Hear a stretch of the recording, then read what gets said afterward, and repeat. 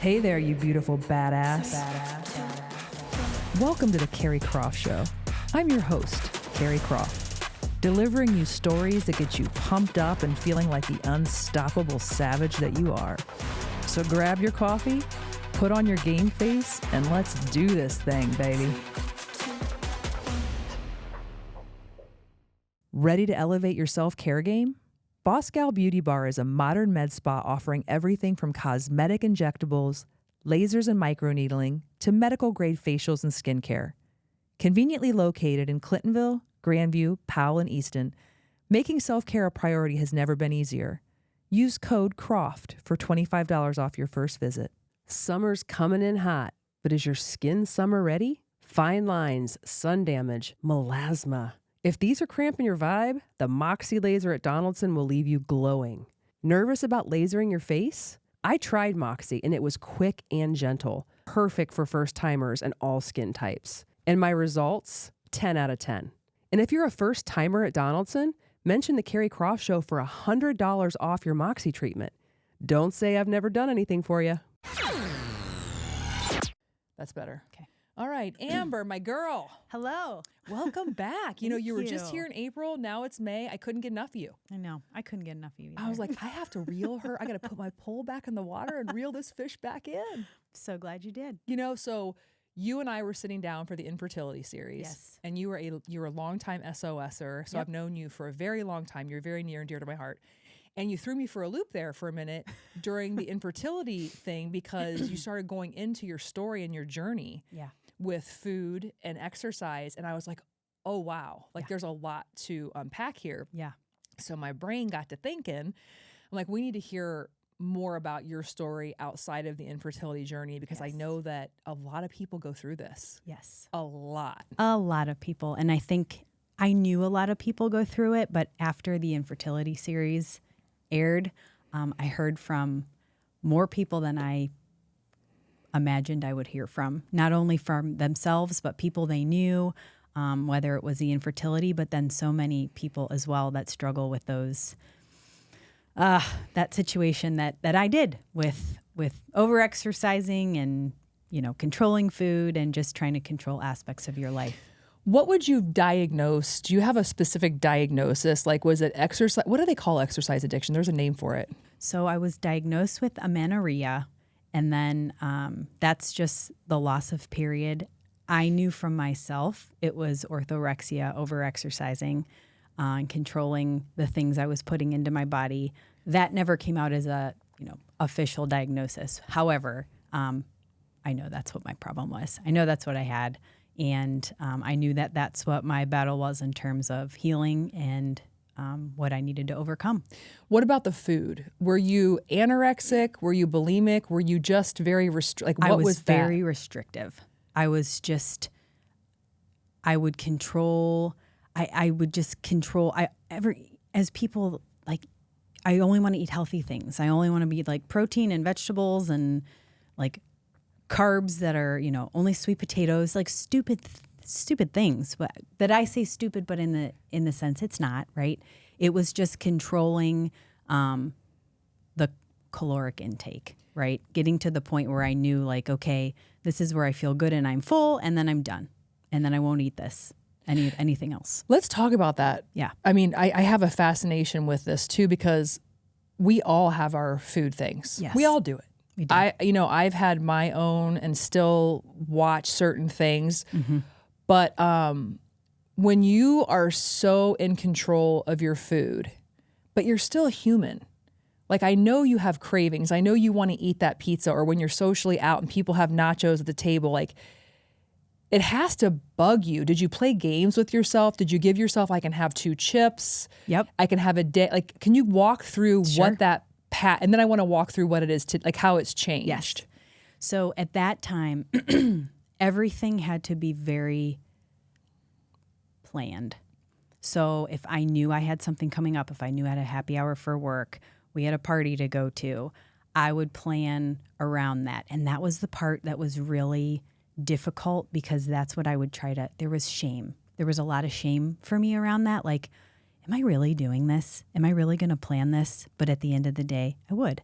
That's how I would get through it. And I'd be like, okay, I'm going to have a really light breakfast and a really light lunch. And that way, I want to enjoy myself. Was I really? No, because I had other things on my mind, but I didn't want anyone else around me to think anything was wrong. And so then I would like, okay, be restrictive during the day so that I could appear as if I was fine at night and indulge and be okay with it. But then the next morning I would feel terrible and I'd be like, I'll skip breakfast. When you say indulge though, like my idea of indulging and yours might be a little bit different. So like, I'm going to give you an example. If I go out to a happy hour and there's like 12 wings sitting there and some nachos, I'm going to have my share of that. Like I'll probably have like 4 wings and like a third of the nachos. Yeah. So I would have a little bit of whatever was around. Typically in that situation, let's say I'd probably go after some wings. Protein. A little bit more protein. And, but also for me, like the alcohol, like I'd be like, oh, there's a lot of calories in that. It's a lot of, I need to watch. And then the other thing for me was pizza. Love pizza. So I'd be like, well, I'm going to have a piece, but then that's all I'm going to have and 2 drinks. And then I need to be done. But then the other piece of that too was, you would be smashed after 2 drinks.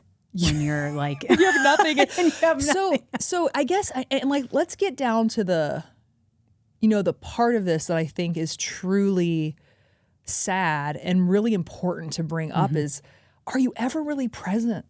Are you ever really in a moment where you're enjoying your life and you're enjoying like locking eyes with someone, because your voice and your head is constantly consumed with pushing something around on your plate. Yep. And that's all you're focused on. Yeah. As I learned in the Infertility Series, now I'm able to verbalize and articulate these things that for so long I wasn't. I wasn't being honest with myself. I wasn't being honest with the people that are nearest and dearest to me. So many of my close family and friends were like, what on earth is going on? My husband got just slammed with people asking him, what is wrong with her? What is going on? She's not Amber. Like something's very off. And it was very off. And to be very honest with you, when I think back to those times, it's shameful because I hate that I went through it and I was who I was at that time. But at the same time, I'm also proud of it because it's my story and I've beat it and I've come through it. It's also very hard for me to remember those times because I was so not present. And that's not who I am. And so I'll go back to those times and think about events or things that I was at, but my soul wasn't there. Like I wasn't present. And I try to think back to some of the memories and high level stuff I'll remember, sure. But intricate things about conversations, things that I'm a through and through people person, relationship builder. That's who I am. And so when I think back to those times and I can't remember those little moments, those little pieces of people that to me are cherished moments. That's what I love about getting to know people now and meeting new people and building relationships in my life. I love knowing those little trinkets about people. And when I think back to those times and I can't remember those things, it kills me.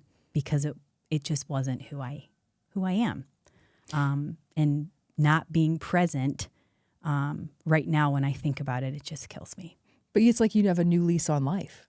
100%. My gosh, like that's the I think too with you. You have such a long life ahead of you, great life ahead of you, and having gone through that is going to make your lens that much more vibrant and aware. That's the beauty of the hard and the darkness. Yes. Is if you allow it to, it will color you in a way that you're like, holy shit. Yeah. Like I would do this again because of the people that I get to help and because I see life in such a more vivid and like I'm just sucking the nectar out of it. 100%. You really figure out who your true friends are as you get older. Yes. And as you go through things in life. And I'm not saying that people who just didn't say anything to you aren't true friends, because sometimes true friends don't know how to handle it. Yep. But do you remember the people who did say things to you that cared enough to be like, look, I know this is uncomfortable. Yeah. Like who were those people?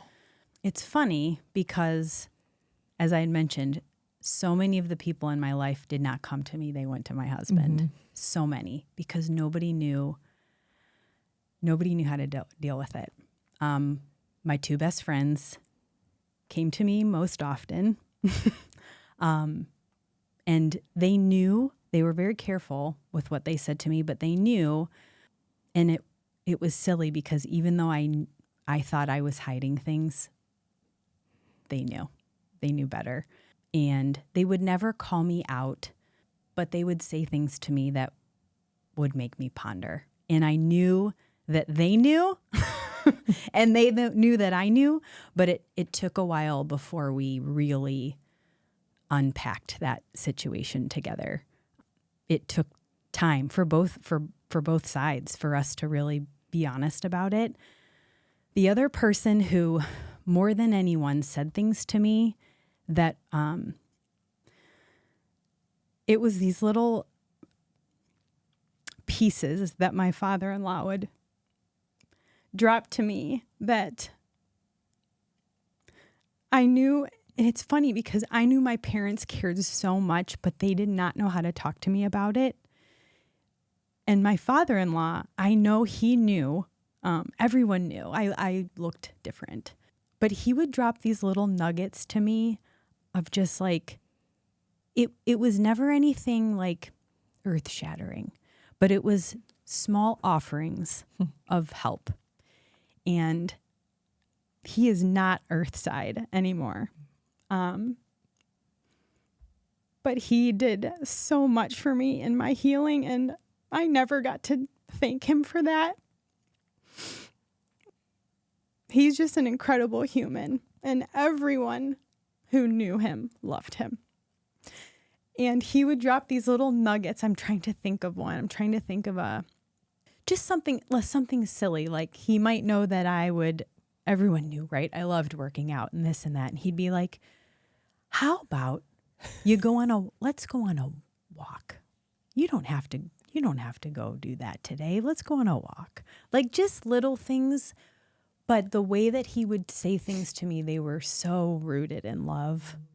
Even though he never officially actually said anything to me about it.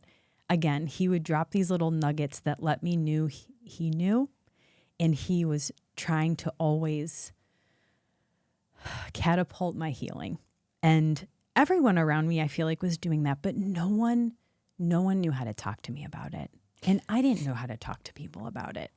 Yeah, I think when someone is actively in the space you were in, it really isn't a lot of times a matter of just like directly shaking that. I mean, if it was that easy, we wouldn't. Yep. And so there are so many, there's a lot of different balancing acts that have to go into it. And ultimately the person in the active situation has to be the one to kind of see it. And that's the beauty and the curse of, I guess, the human experience. Yeah. How did your husband, I know you guys probably went through some shit. Yep. How did he deal with you? Because he's with you every day and that veneer wears off. Yeah, it does. He was amazing. He's an amazing human. He is the most compassionate, loyal, just through and through. An incredible person, incredible husband, incredible dad. And he was so patient with me. I look back and I'm like, how on earth were you patient with me for that long? And he was just always patient, always supportive every step of the way. It took us a long time before we really, really deeply talked about it. And it really wasn't until we wanted to have a family that we really tackled it to the level where we were brutally honest with each other. How did he do that? Like, so because he's living with you and he's seeing everything, and there was never like a comment or like a, I mean, God love him. I know he would, but again, I would hide it. I would try to be so, I was eating and I was over exercising, and I was just very restrictive in what I was eating. And there were times where I know he would get annoyed. He'd be like, oh my God, just use the salad dressing, like just silly little things.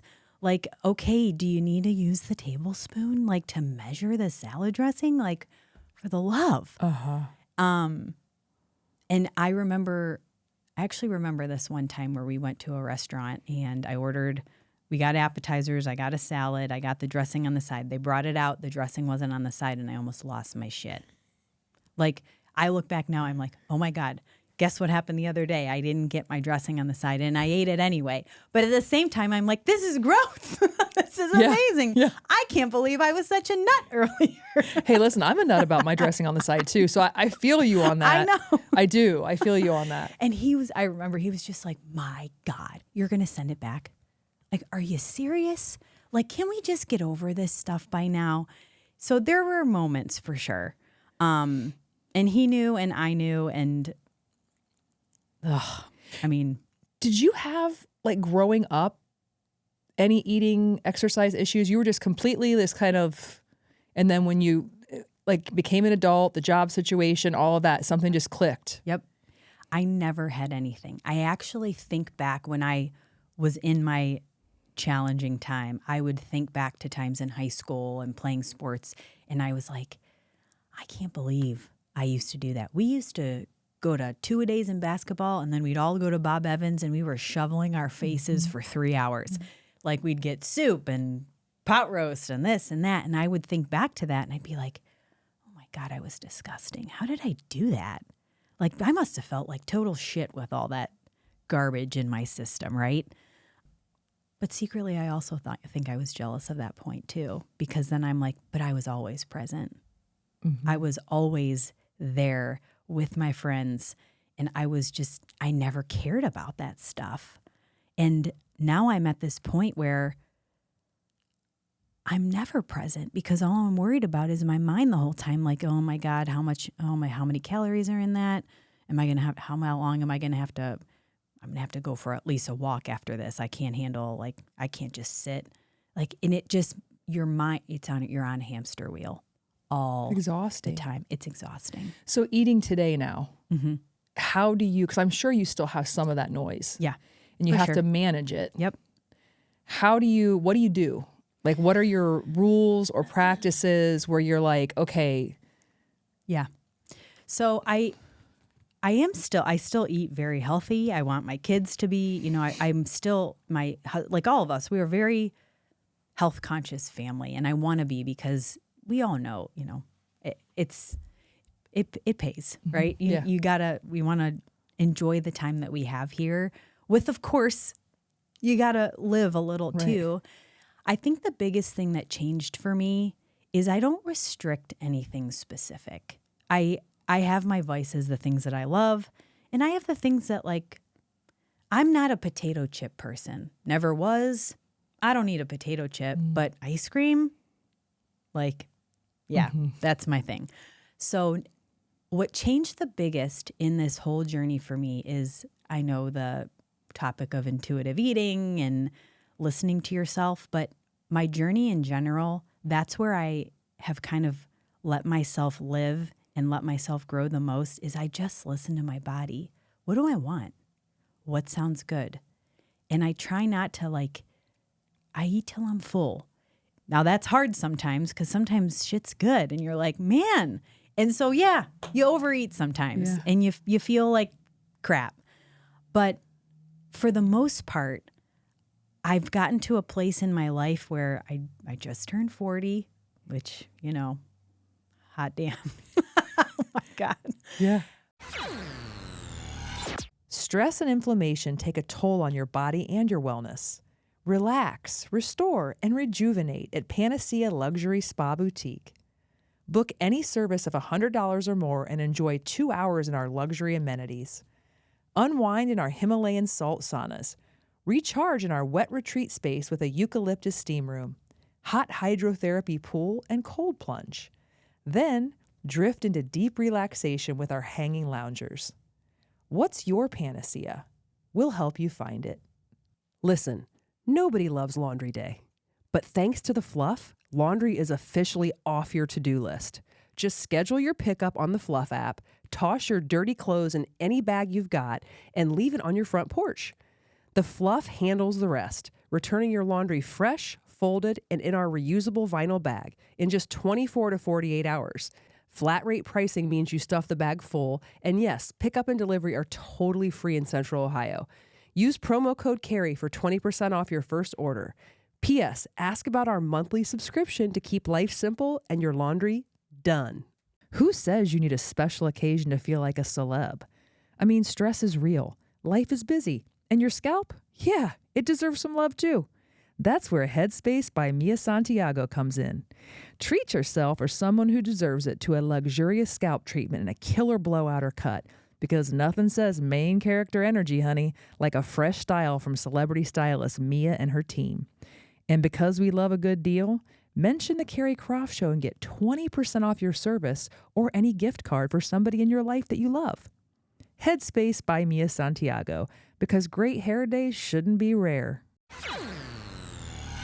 But I'm like, okay, I've been on this journey. I was able to we were blessed with these two kids. And my biggest factor for them for now is that I want myself, my husband, our families to be an amazing role model for them. I want them to know that we eat healthy, but we enjoy things. We don't enjoy things all the time, but we also enjoy things. And I want to work out now because I want my kids to know that we're strong, we're capable, especially my daughter. Like, you can do anything you want. And my son, you can do anything you want, right? Yeah. But I want to be able to carry my kids up and down the stairs. Do I still work out because it feels good? Yeah, absolutely. But it's not what's running my mind anymore. Do you give yourself a limit too? Do you say, okay, like, I'm not going to work out for 2 hours every day? Or is there like a thing in your mind where you're kind of not slowing that down, but evolving that a little bit? Yep. So my husband and I have made a commitment to each other with our kids that we each get 60 minutes every day. That's it. Either go to a class, run to the gym, walk, whatever. You get 60 minutes for yourself each day, both of us. Like, we cover the time, and that's it. And that's all you need. That's all you need. It's sometimes a little more than what you need. Sometimes. You know? Sometimes. I think it's amazing what you learn. I'm like, what the hell was I doing? Well, I do think too, it comes with age and wisdom and just different trends and different phases that you go through in your life. I don't know. 45 minutes of good strength training for me right now. You know, I'll walk or I'll like take a jog here and there, but like hammering myself against the wall. I mean, I work out hard. Yep. But like, it's a very like 45 minutes strength, sauna. These doubling up on classes and people, you know, class hopping and doing all that. No, it's crazy. And what what you're finding out is that it's actually counterintuitive. It's not good for you. Your cortisol levels go through the roof. Your joints everything gets fucked up. Everything. You know, somebody told me something and one time, I've never said it out loud again, but I've never been able to unhear it. And it always lives rent free in my head. And I can't remember who it was or when it was, but there's this philosophy. Have you ever heard of this? That some people have, that's kind of like the opposite of like someone who is like addicted to exercise and would do it as much as they can. There's other people who have a philosophy that you're only given a finite amount of energy in your lifetime for your body.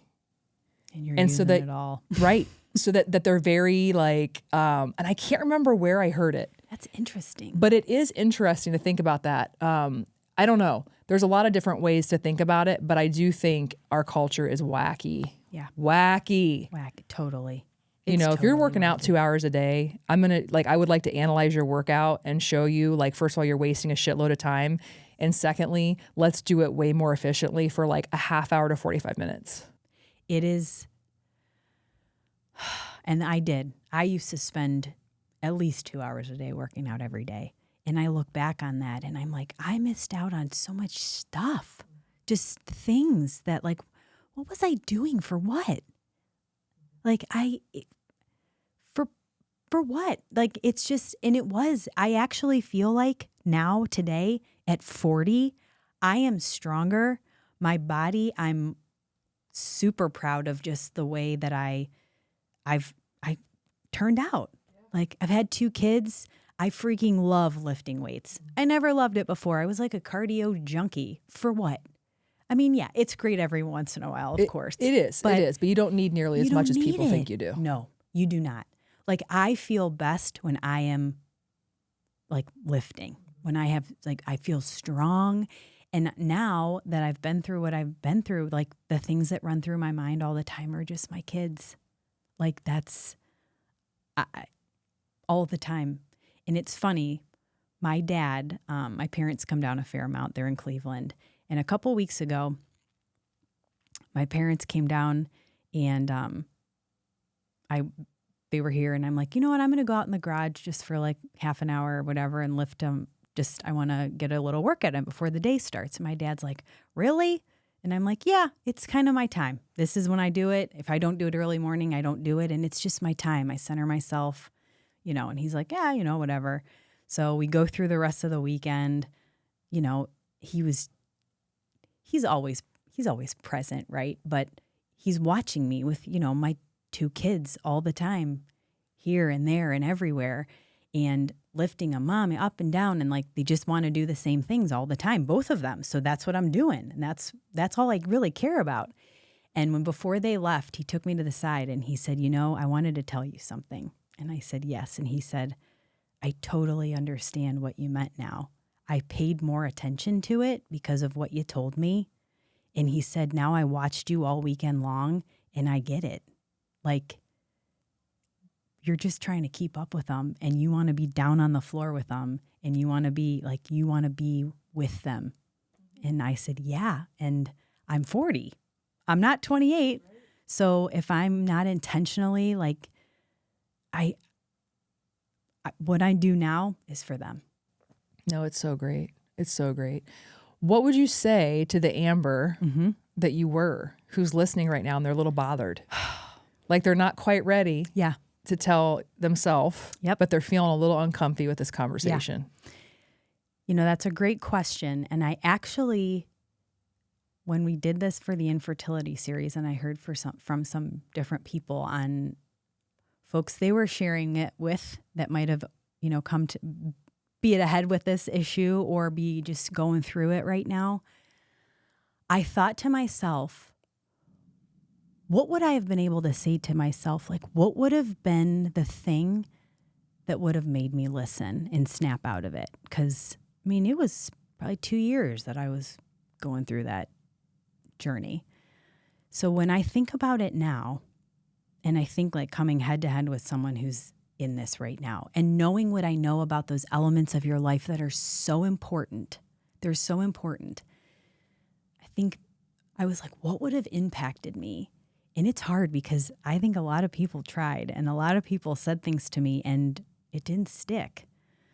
I think that first and foremost, I could hopefully reach someone only because I've been there. Like, I think there would have been something to it if I would have had a sit down, person to person, face to face conversation with someone who had been through it. And I would tell them the only thing in your life that's constant is change. Like, I know that this is where you're at right now. And I also know it's so important to you. And I'm not going to say that it's not okay because I've been there. But what I am going to tell you is this is not what life's going to be like forever. This is not permanent. It's temporary. And the things that are going to be important to you, they're going to change. And those are going to be temporary too. But I'm telling you, again, the only thing that's constant is change. And what I don't want you ever to do is to regret. Because I look back on those days where I wasn't present and I can't even remember some of the events or things that I was doing because I was too busy on the hamster wheel in my mind about what I was doing and the calories and the intake. And that's not what life's about. Like, life's about presence. It's about connecting with other people. It's about love. It's about joy. And those things, you're robbed of that when this is the hamster wheel that you're on all the time. And if you were to die tomorrow, no one cares what size you are. No one cares how many calories you're burning or any of that. They care about your heart, your soul. That's what they want from you. And hopefully I could get that through to someone. Do you think that the Apple Watch is helpful or hurtful? That's a good question. For me, I think it's helpful for me just because I like to know what I've got going on and what I'm doing. But I will tell you that in my journey, what I used to wear was a Fitbit. And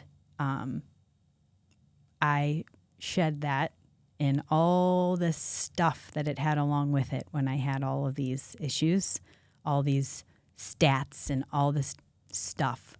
I got rid of the watch. I deleted the app, and I don't know any of those things anymore. Because it was real compulsive, right? Yep. Then not only are you on the hamster wheel, now you're watching, my God. Yep.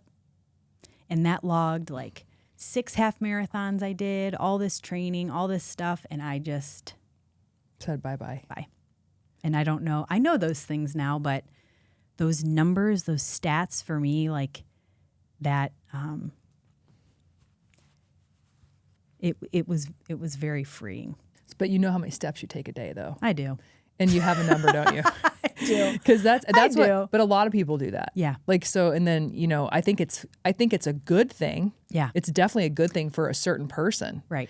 And then it goes and it tips over. Yeah. For some people, where you're like holding yourself accountable, and then like, oh, I got 10,000. Well, fuck 10,000. I'm gonna get 12,000. Yeah. Then I'm gonna get 30. So it's like, holy shit. Yeah. It can be. I do. I pay attention to what I'm doing, but I also like.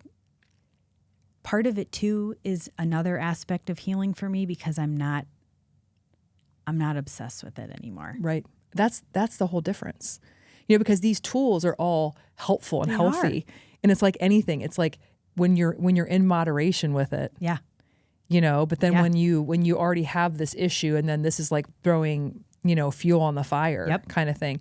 But I think about people who are living like this, where their number 1, 2, and 3 focus in their day is what I'm going to eat, how much I'm going to eat, and how much I'm going to move. And it's like that quote that I love, we're all living in cages with the door wide open. There's never anything more appropriate for a person like that. No. You are living in a cage, and the door is right there. It's open to get out. Yep, it is. I mean, there's a better, I know this is such a big deal for people. I've dabbled in my own things. Unfortunately for me, I just really, the food and the alcohol and all that shit laying around always wins. I don't know what's wrong with me. But I get it to an extent, but I don't understand, where you were specifically, but I can only imagine how horrible. So if you're out there and you're feeling that way, I mean, I just think you could be such a great non-judgmental, safe absolutely resource. 100%. I didn't have that at all. Like I said, I think when I really think about what would have influenced me to be able to step out and start healing, it would have been to be able to sit down with someone who's been through it. Mm-hmm. And it is a shameful thing.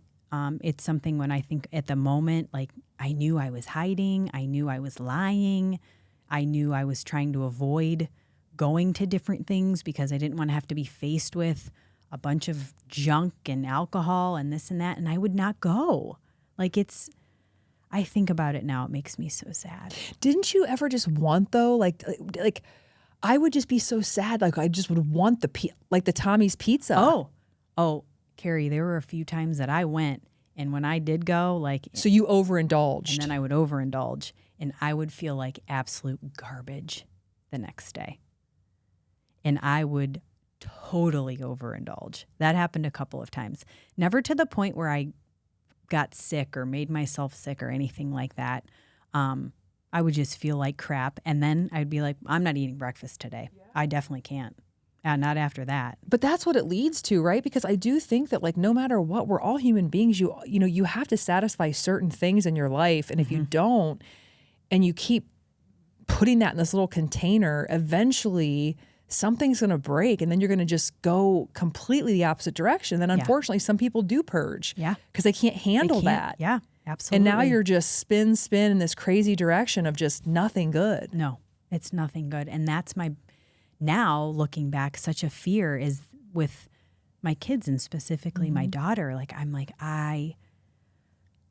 that runs through my head all the time that I don't want her to have to experience that. And I want her to be able to, I don't want fear of any sort of food or anything. I just, and restrictive, I will do anything to not have that with my daughter, with my friends' daughters, like, you know, like, I know it lives in males too. It does. It's I was not just females. It's a problem. And I know a handful of males that it has been a problem But for. once again, for the men, it's harder to talk about because it's like, oh, wait, this is for women. It's emasculating. And so it's harder for a man to step forward. 100%. You know, but of course it's a human thing. It's a human condition. And now the biggest thing, I think, I don't know why this just popped into my head, but I think we were talking about the Apple Watch, and I just, I think about all this now. And actually, something that someone said to me after the Infertility Series came out was, someone I know approached me and said, "Oh my gosh, I had no idea that you dealt with that. I'm so sorry. I'm so, like, thank you for sharing your story," you know. And they were like, "You really lost your period? Like, for a long time?" And I'm like, "Yes, for years. And now it's so funny because people are like, "Oh, shit, I got my period." I am overjoyed every time I get my period. Like, I'm so happy. I'm so happy because I'm like, that's just another piece that I'm like, We good. yeah, we went through it. We did it. We did it, girl. Yeah, we did it again. Like we're doing it. It's like a reminder. It is. And it just happened last week, which is why I was Good like, for you. know, yeah. Good for you. I And love I'm that. like, I love it. And I'll tell my husband, like, I got my period. I'm so, He's like, yeah, I know. I knew that a week ago, honey. They're on to the PMS. and actually was like, yeah. But it's like, for me now, like, it brings me so much joy. I welcome the cramps. It's fine. No, I know. I feel you. I totally feel you. Well, I just, again, you're very brave. Thank you. I'm so happy that you came in. Thank you. And like we talked about before, you know, with SOS, we knew. Yeah. And we had lots of discussions. And I think maybe Courtney might have even reached out to you because we were always very caring and aware of the clients and what they were going through. So that's why I had a little meltdown in here. Yeah. It hit me in like a very strange way, like I wasn't expecting. Well, I actually remember really vividly when Courtney reached out to me. And again, I hid. That's what I did. And I was like, oh, it's, you know, blah, blah, blah, who knows what, you know. Courtney, man, she's a good one. She's a real one. Yeah. But I will say that those things, like, again, little nuggets, right? Eventually, like, they all started adding up. And between that, and I would think back, like, okay, like, I had this in exchange with this person. I had this exchange with this person. And even somebody at work, like my old boss, who he's a boss, but he, you know, sometimes you have a manager that's a friend, and he was going through some shit at the same time that I was, and we knew we were both going through some shit. And we had this really big dinner for work, and it was when I was starting to heal, and I was pretty honest with him about what was going on, and he knew. And it's really silly. It sounds really silly, but the next day we came into work, and he came into my office and he shut the door, and he knew what I was going through. And he was like, "I'm so proud of you. Like, you just were present last night, and you had dinner, and I could tell, like, you're working on it." And I'm like, "I am." And that was hard, but I'm making progress. And he was like, "I see it. I saw it. Like, you're doing so well." And so those are the things that they build upon. And then once this, you know, piece started with trying to have kids, that's just what did it for me. Well, Amber, I love you. Yeah. I too am very proud of you. Thank I think you. this is remarkable that you have come on here again, and it's a vulnerable, scary thing to share. Yeah. But man, so badass. Thank you. So badass. And if you're out there and you're, listening and you've got an issue or someone who has an issue, whatever is going on, if this is kind of making your stomach turn a little bit or maybe lighting some kind of fire inside of you, you can reach out. Reach out to me, Yes. DM me. I promise you it's a safe space. No one's got to know. Nope. I'm like a vault. And You are a vault. I can get you to the right person. Amber, you can reach out to her directly. Absolutely. But we are here to, add value and to make people feel less alone and to really bring out the ultimate badassery inside of you. Everybody's got one. Everybody's got one. And sometimes life and shit and circumstances kind of covers it up a little bit. But I'll be damned if we're not going to mine for it together and get that badass back on the track. Back on track. So just consider us a resource, and again, just reach out. Thank you. You're the Keri, best. We come back. Anytime. I want you to be a cameo. Yeah. And then I'll see you at this little Bohindi gathering Yes, we got you will. going on. You're the best. So are you. Thank you. And if you're still out there following your girl, follow me on YouTube, Spotify, Apple, or wherever you get your podcasts. And until next time, keep moving, baby. I'm telling you, you're going to help a lot of people. It's going to happen. I mean, you already are. See.